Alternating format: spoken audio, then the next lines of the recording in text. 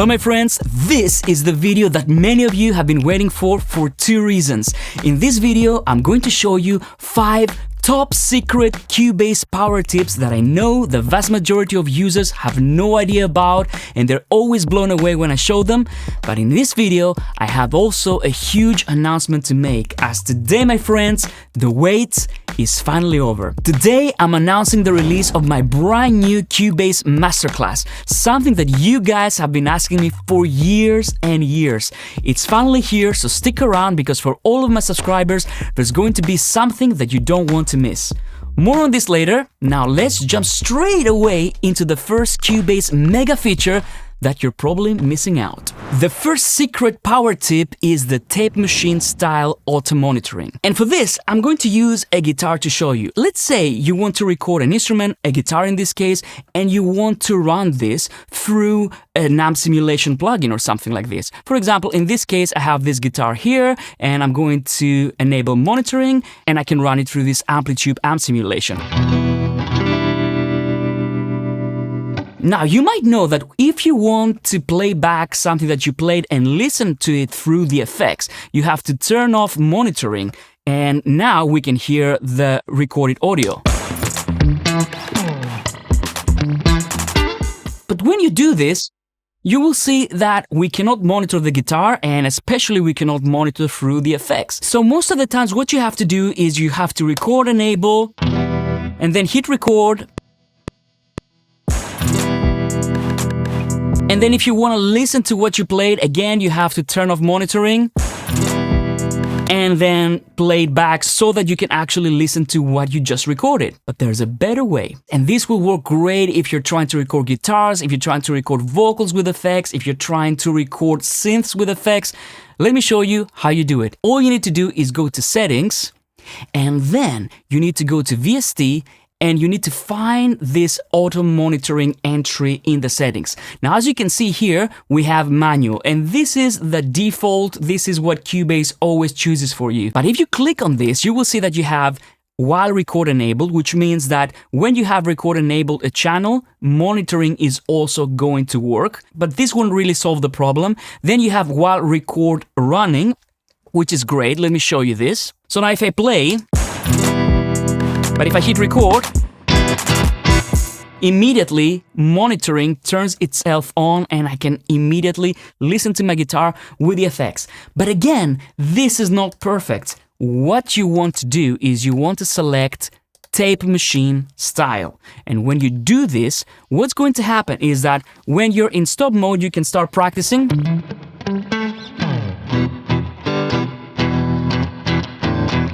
If you want to play what you just recorded though, you just hit play and monitoring turns off.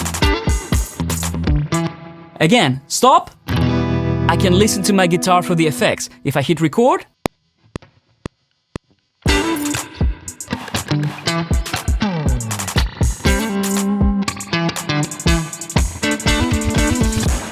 when I hit stop, so monitoring turns itself on and off automatically as if it knows what I want to do. Now this is extremely useful if you want to utilize also the punch in and punch out points like this, which is incredible because now what I can do is I can start the playback, I can listen to the previous guitar take, and then when I'm in punch in mode, monitoring will turn itself on and I'm going to start recording as well. Check it out.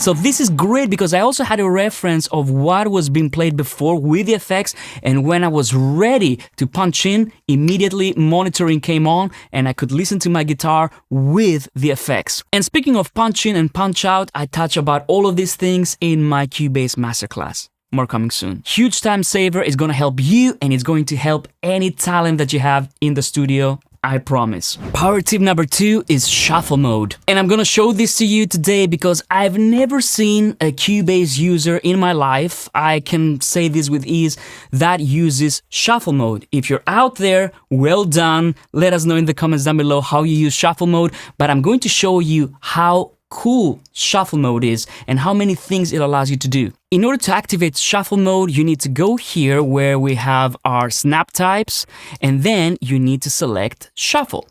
Now, when you do this, here's what happens in Cubase. Let's say I want to move this kick drum here and I want to move it right here. You will see that Cubase is going to shuffle these events. So this event goes before this event and this goes after. Let me do it again. And you will see that Cubase won't overlap, it won't create gaps, it will just shuffle the events. So that means that, for example, if I have a loop like this here, I can rearrange the loop and be very creative with it. Let me show you. If you go here and you start moving things around like this,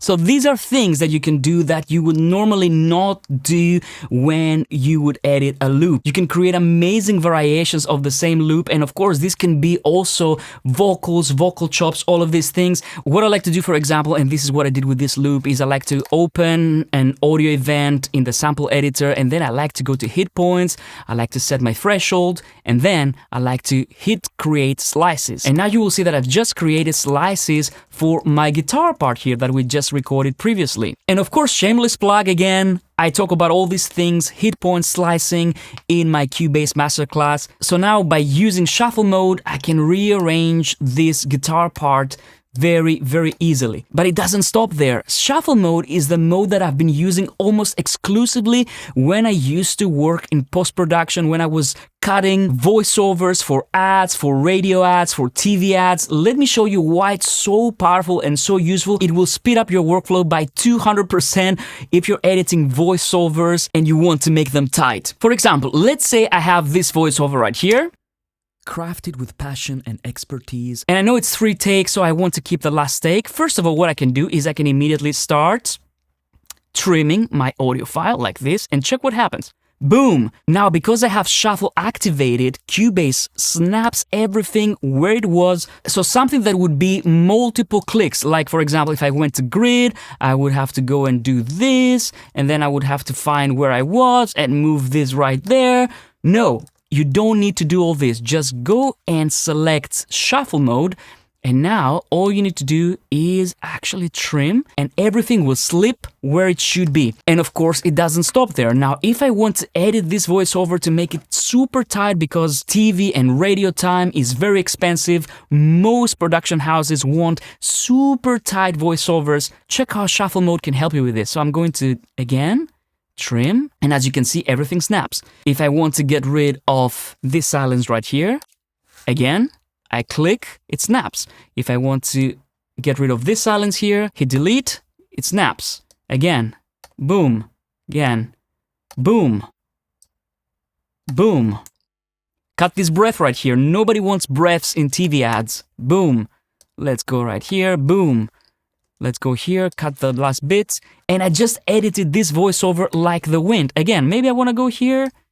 See, I cut it, no gaps, no nothing. Let's listen. Crafted with passion and expertise, each one of our gear represents a balanced blend of heritage and So I want to get rid of this breath here as well. Boom. If I want to close this a little bit more, boom. Let's see. Of heritage and forward-thinking design. Meticulously handmade, every piece of gear undergoes a rigorous inspection process to so fast, so quick. I can honestly tell you that the fact that I knew about this trick in Cubase landed me many jobs in post-production studios back in the day. Now, before we move on to the third mega feature, let me talk to you about something that so many of you have been relentlessly asking me for over the years. Today, I'm incredibly excited to announce that my Cubase Masterclass is finally here.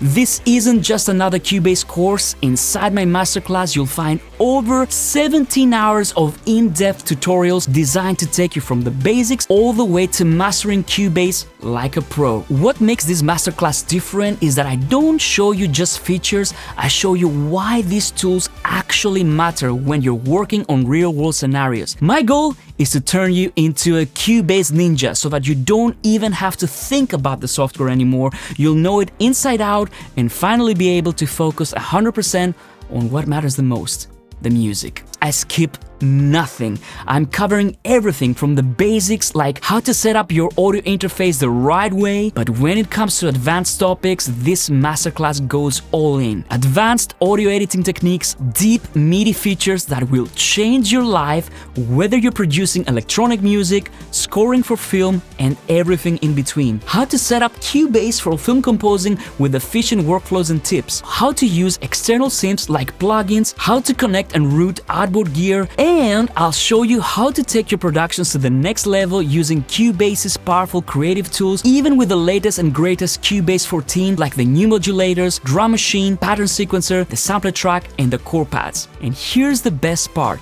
This masterclass is not going to be static. Every time a new version of Cubase comes out and there's a new killer feature, I'll be updating the course so you're always one step ahead. And finally, I've got a limited time early bird discount for all of you, my subscribers. Use this code at checkout to get the full masterclass at an early bird special price. If you follow me for a while, you know I never do discounts throughout the year, so if you're thinking of joining, this is the time. Thank you so much in advance to every single one of you that decides to enroll. I really hope you enjoy it. I'm incredibly proud of this masterclass. Now, let's get back to the next mega Cubase tip. So the next power tip that I want to share with you on this video are the zoom shortcuts. And again, this separates somebody that knows how to use Cubase to somebody that's a pro in Cubase, somebody that's going to go to a professional studio and work as a producer, as an engineer, and the people that own the studio are going to have their jaws dropped and they will want you to work with them. So let me show you, this is extremely powerful with Cubase. So let's say I'm here and I actually want to see the entire length of my project. So here's shortcut number one.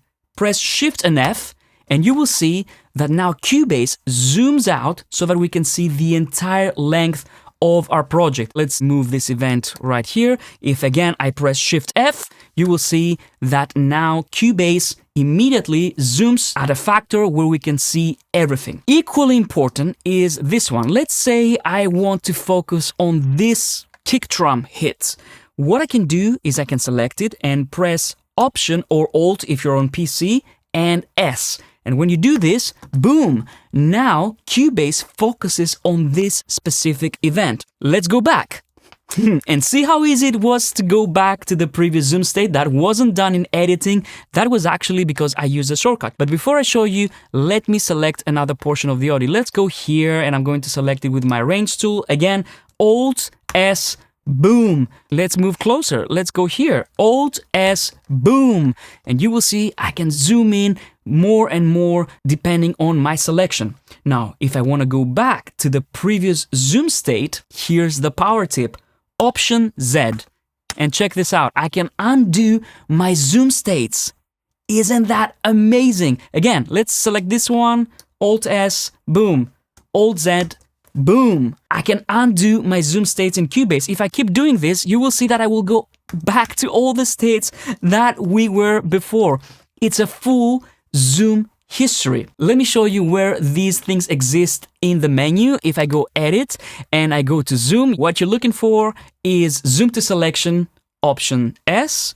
And then we also have the Undo Zoom, which is Option Z, and Redo Zoom, which in my case is Option Shift Z. And again, this is incredibly useful because I can switch from one zoom state to the other super easily. Let me show you. Alt S, boom, zoomed. And then Option Z, boom. Option Shift Z, boom.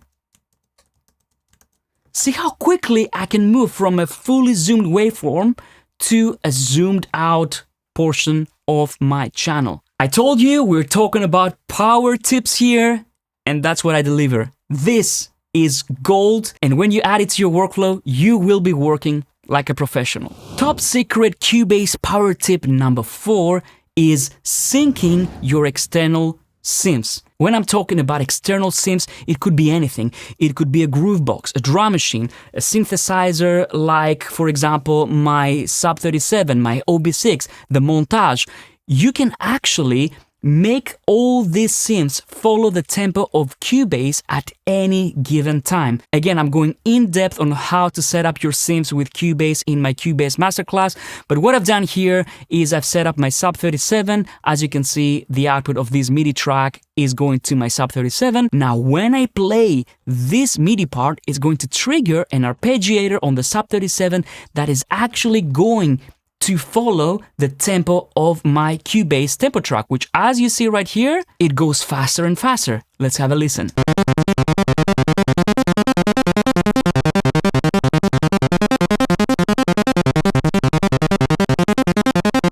So how do you actually do this? I see so many people that have synths and they don't know how to sync them up with Cubase. Let me show you how you do it because it's very simple. All you need to do is go to Transport, go to Project Synchronization Setup, and over here you want to go to Destinations. And right here you will see all the MIDI ports that you have installed on your system. I have tons of them, so you don't need to worry because I also have a MIDI router. Now if I scroll, what I need to do is find my synth, and in this case I have my Moog Sub 37. All you need to do is just stick this, and then Cubase is going to send its clock to the synth. And of course you also have several preferences right here that you can use, but in a nutshell, this is all you need to do. And the great thing is, it's not just arpeggiators that are going to follow the tempo, but if your synth allows it, it will also sync the LFOs, for example. Let me show you. So I have my Sub 37 here, and I have this LFO. Now, because I've set this to sync, now Cubase is going to send its clock, and this LFO is going to follow the tempo of Cubase. And check out the speed of the LFO rate right here. Let's check it out.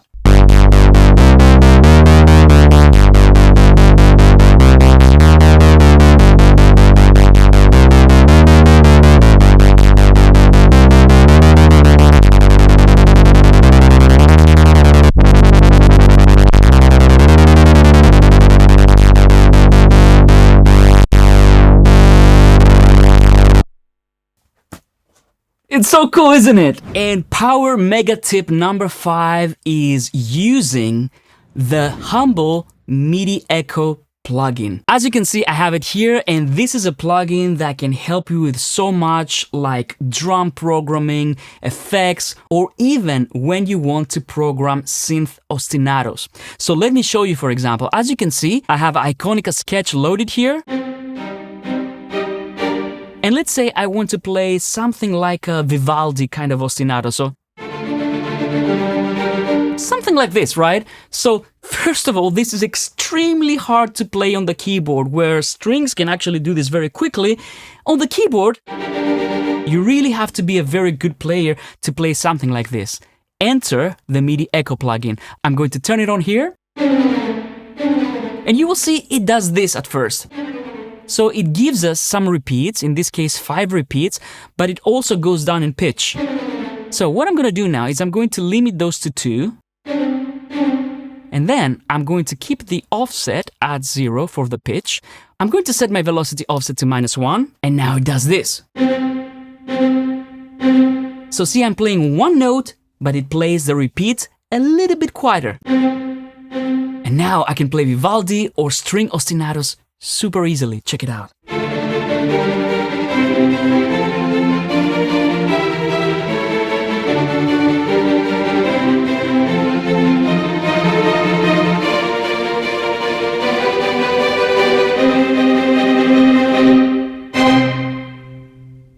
So good. And this is just by using the Humble MIDI Echo plugin that I've never seen anyone use so many years working in studios. So there you go, my friends. These were the 5 top secret Cubase power tips that now you know. Let me know if you want me to make a part 2 of this video, and of course if you want to learn Cubase once and for all and you want to learn all the tips that I can possibly give you, go and check out my Cubase masterclass. I hope you enjoy it, and I'll see you in the next one. Bye-bye.